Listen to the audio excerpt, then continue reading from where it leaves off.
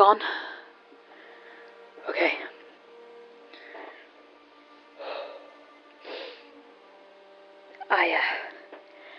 I need to record this because I forget things sometimes, and I think what I heard today, it was important.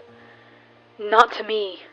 The time for me or almost anyone else alive on Earth today to make a difference has passed. But someone somewhere, they might be able to make something of this. Or at least find it helpful or something. Once I'm done, I'm gonna seal it up in a pipe, coat it in wax, and chuck it into the ravine.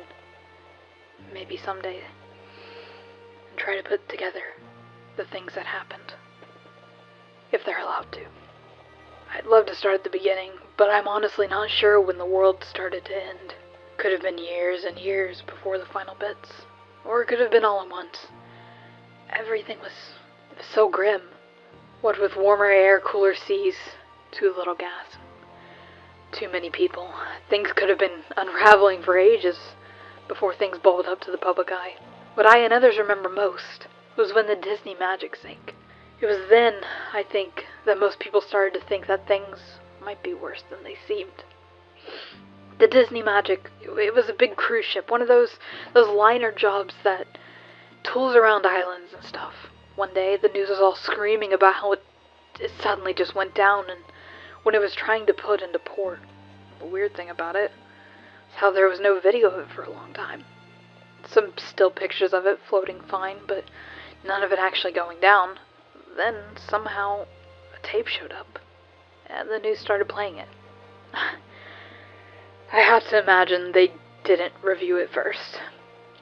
The ship was puffing along, strong and fast, little boats bobbing around it, looking like every vacation lover's dream. But suddenly it stopped. I mean, like, just stopped. Just a dead halt. Like it had just slammed into a mountain. You could see people lurching forward, all over the deck. A bunch of junk fell off the sides. It was a real mess. It's all still for a few seconds. Then suddenly there's this foaming behind the ship.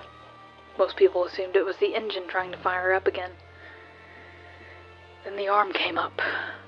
I'm not sure if it was actually an arm, but it was some kind of limb, and it must have been 100 feet long, at least. It reached up along the side of the boat and just ripped it open. I mean, unzipped it like a coat, and you could see all the people inside screaming and running, and it was awful.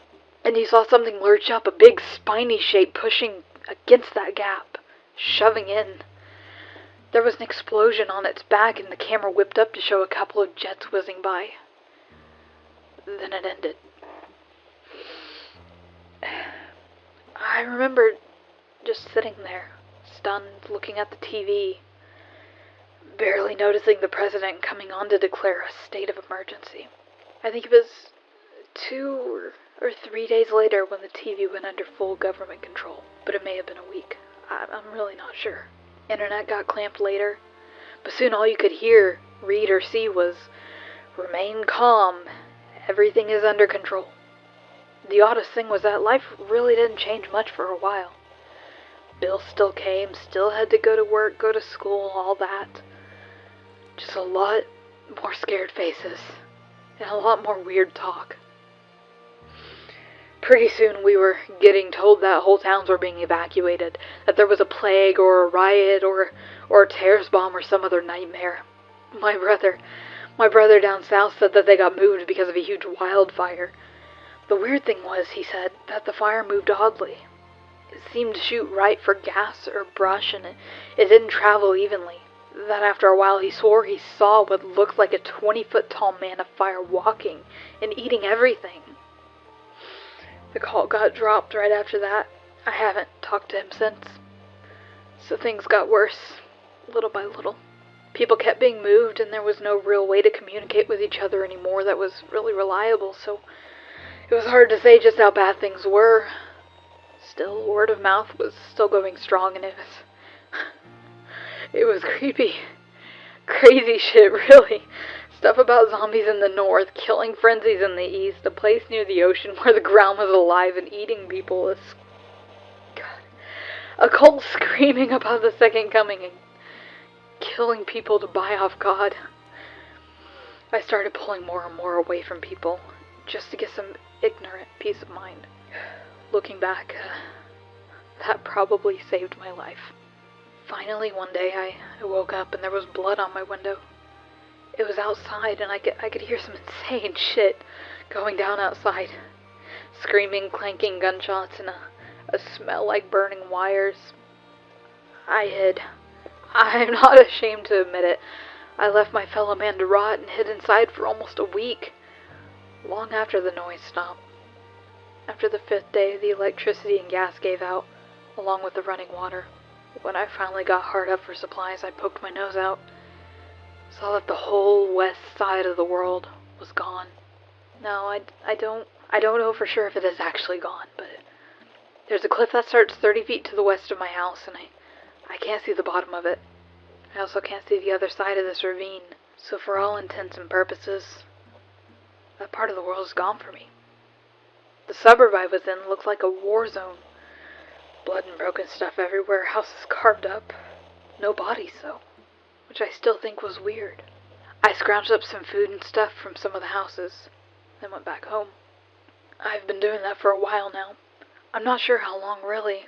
Might have been years and years, or just a few months. It's hard to say. Sometimes the sun sticks out in one spot for what feels like days. Other times, these clouds roll in. You can't see 2 feet. There's things around, too. I run at the first noise, but I think they're about man-sized, and they seem to like metal. Other little things scramble around in the rubble sometimes, so I try to keep clear. One time, a thing that looked like a pill bug the size of a cat crawled out, looked at me, and screamed, "Stop!" in perfect English. I hid inside for days. There are also these big blimp things that float around sometimes. They have little bug legs on their undersides, and they look kind of like maggots, but with eyes all over. They eat everything when they land, but most of the time they stay up high. One of these had just passed when I found the hurt guy. He was all ripped up and looked like one of those SWAT team guys you see on TV sometimes, but his combat suit was all ripped to hell. I dragged him back home, and then we talked.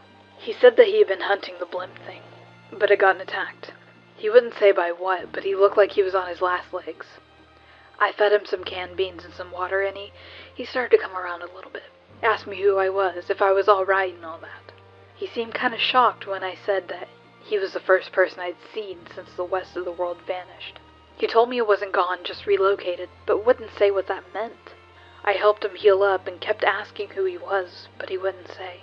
Finally, he said screw it, that his orders were probably no good anymore anyway, and told me. He said he worked for a foundation or something, and that they were like a combination jail and research center. He said that he was one of the agents who went around trying to find strange stuff and keep it from hurting people. I said he was doing a hell of a job so far, and he laughed pretty hard. He said something had happened, and that a bunch of these things had gotten loose at the same time, and caused this foundation place to lose control. He said it became a GHO dead greenhouse scenario. I asked him what that meant, and he looked at me for a while before going on. He said that's what they call a situation where everybody on Earth dies, but the Earth itself is still okay and can support life. I asked what did that matter if everybody's dead, and he smiled strangely. I asked him if anyone else on Earth was still alive, and he said yes, but carefully spread out and contained. After that, I just sort of sat and digested things for a bit, and the man started stretching and checking his cuts. He was starting to pull on his boots. When I asked what happens now, he said that they have to reboot things. Said that they have the technology to recreate almost anything, and that making people is actually pretty easy. Said that they would clean out and contain things, rebuild the broken cities, and repopulate them. It would take a long, long time, but he said that they would eventually get things back to the way they were before. Even said that they could recreate memories and stuff. I just sat, kind of stunned, and watched him as he just kept going along, getting dressed like this was no big deal.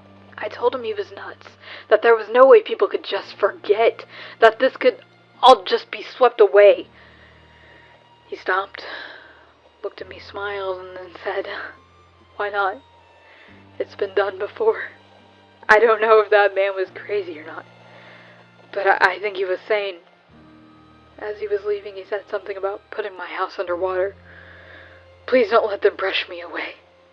Don't let them hide us. Try and find more.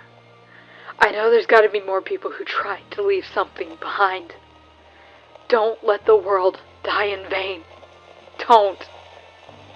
Remember us.